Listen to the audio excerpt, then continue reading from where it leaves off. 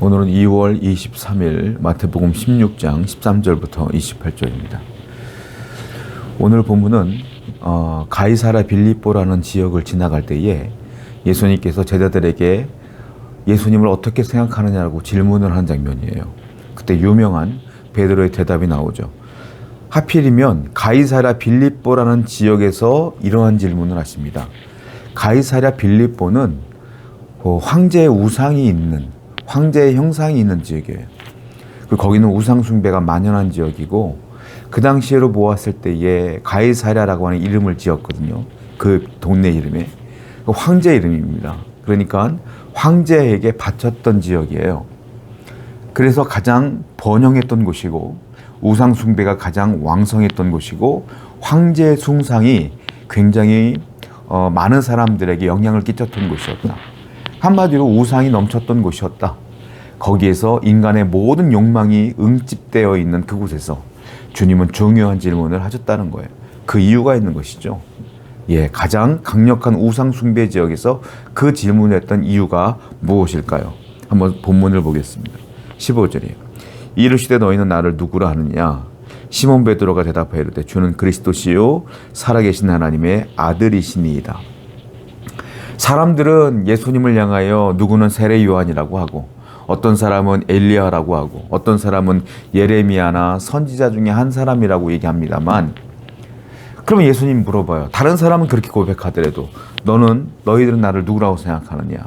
그때 베드로가 주는 그리스도시요 살아계신 하나님의 아들이십니다. 메시아이십니다. 당신은 하나님이십니다. 라는 고백을 하는 거예요. 인간이 아닙니다. 선지자가 아닙니다. 당신은 여호와 하나님이십니다. 놀라운 고백을 하게 되는 것을 보게 돼요.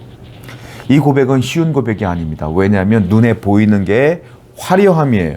가이사랴 빌립보는 너무 화려한 동네예요. 인간의 욕망을 자극할 만한 것들이 너무 넘쳐나는 곳이에요.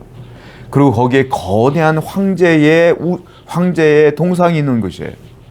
그리고 수많은 아름다운 금부치가 있어 우상 숭배가 만연한 곳이에요. 그걸 다 눈으로 보면서도 주는 그리스도시요 내가 섬길 분은 당신뿐이며 당신은 예수 그리스도시요 살아계신 하나님의 아들이십니다. 이런 고백을 하는 거예요. 주님은 흡족해 하십니다. 너무 기뻐하십니다.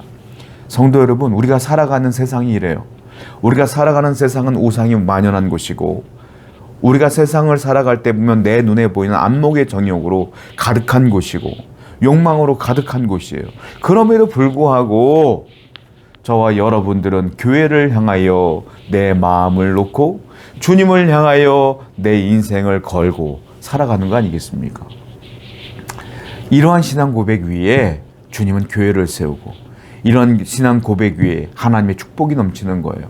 오늘도 세상은 그러할지라도 이 고백 위에, 완전한 고백 위에, 온전한 고백 위에 하나님의 뜻이 있음을 알아. 이 믿음이 흔들리지 아니하며 믿음 생활을 끝까지 유지하고 끝까지 고백하며 살아가는 여러분 되기를 축원드립니다. 21절 말씀 보겠습니다. 이때로부터 예수 그리스도께서 자기가 예루살렘에 올라가 장로들과 대제사장들과 서기관들에게 많은 고난을 받고 죽임을 당하고 제3일에 살아나야 할 것을 제자들에게 비로소 나타내시니, 베드로가 예수를 붙들고 항변하여 이르되 주여 그리 마옵소서, 이 일이 결코 주께 미치지 아니하리이다. 예수께서 돌이키며 베드로에게 이르시되 사탄아 내 뒤로 물러가라. 너는 나를 넘어지게 하는 자로다. 네가 하나님의 일을 생각하지 아니하고 도리어 사람의 일을 생각하는도다 하시고. 자, 이 고백 위에 예수님께서 그때서부터 예수님이 십자가에 달려 돌아가셔야 될 것과 3일 만에 부활할 것들, 주님이 이 땅에 오신 중요한 목적을 제자들에게 비로소 얘기하시는 거예요. 그때까지 얘기하시지 않은 거예요. 왜냐? 그들의 신앙 고백이 완전하지 않았기 때문이며 그들의 믿음이 완전하지 않았기 때문이죠. 그런데 이제 예수님을 하나님의 아들로 인정하는 그 모습 속에 그 고백 위에 하나님의 중요한 비밀을 알려주시는 거예요. 여러분, 하나님의 놀라운 마음을 알기 위해서는 내 신앙 고백이 온전해야 된다. 여러분들의 믿음이 온전해야 하나님의 뜻을 알 수 있어요. 여러분들의 신앙이 온전하고 내 믿음이 온전해야 하나님의 마음을 내가 알 수가 있는 거예요. 우리의 신앙과 믿음을 지키는데 우린 최선을 다해야 된다라는 거예요. 그런데 이 말을 듣고 베드로는 놀라운 반응을 합니다. 예수님께 항변합니다. 항변한다는 건 그냥 따지는 형태가 아니라 그냥 격렬하게 반항하는 거예요. 그렇게 해서는 안 돼요. 당신이 죽으면 안 돼요. 당신은 메시아인데 죽으면 안 돼요. 왜냐하면 베드로가 생각하는 메시아는 죽으면 안 돼요. 왜냐? 로마로부터 이 이스라엘 민족을 해방시키를 메시아로 알고 있거든요. 그런데 예수님이 말하고 싶은 하나님의 아들에 대한 메시아는 내가 죽어야 이 복음이 너희들한테 들어가고 너희들의 영적 구원이 이루어진다. 영적 구원을 위해서 오신 메시아인 거예요. 그러니까 베드로의 생각과 예수님의 생각이 달라요. 그러면 다르면 어떻게 되느냐? 신앙인이라면 내가 잘못 알고 있었구나. 주님의 말씀을 따라야 되고 순종해야 되는 것이죠. 그런데 베드로는 자신의 생각을 굽히지 않아요. 하나님의 생각이 잘못됐다고 판단하는 거예요. 이게 말이 됩니까? 여러분, 신앙인은 뭐냐면 내 뜻과 하나님의 뜻이 맞을 수가 없어요. 어떻게 피조물인 내가 창조주인 하나님의 마음을 알 수가 있겠어요?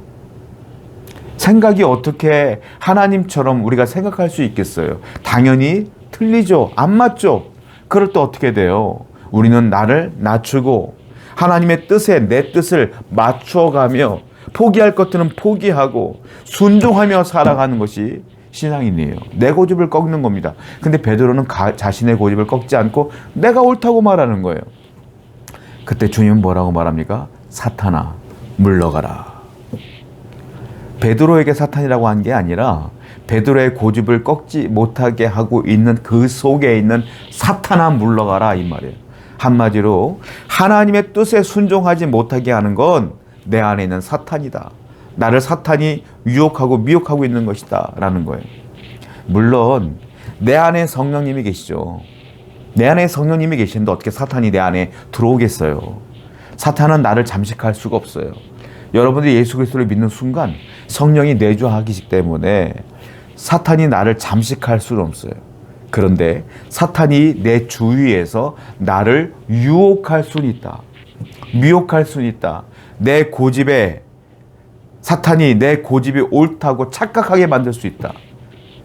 그러니까 성도는 항상 분별력을 키워야 되고 어떤 결정을 하기 전에 말하기 전에 늘 성령님께 물어봐야 돼요. 베드로는 자신의 생각을 굽히지 않아요. 그래서 예수님께서 사탄아 물러가라. 네 뒤에 있는 사탄에게 명령하는 것이다 이 말이에요. 성도 여러분, 늘 하나님의 뜻에 맞춰가는 여러분 되기를 축원드립니다. 24절이에요. 이에 예수께서 제자들에게 이르시되 누구든지 나를 따라오려거든 자기를 부인하고 자기 십자가를 지고 나를 따를 것이니라.